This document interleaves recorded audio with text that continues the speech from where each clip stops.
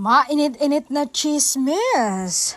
Mga direktor, bet ereto ang Gen Z superstar sa isang gwapo at magaling na aktor. Sabi nila, mukhang mas bagay sila kasi mas kaya ni gwapong aktor na sabayan si Bel Mariano sa aktingan. Na talagang magbabardagulan sila sa mga heavy scenes. At dagdag pa nila, may mga ilang netizens kasi nakakakita na may chemistry rin sila. Kahit nag-uusap lang sila, ay may chemistry na raw sila.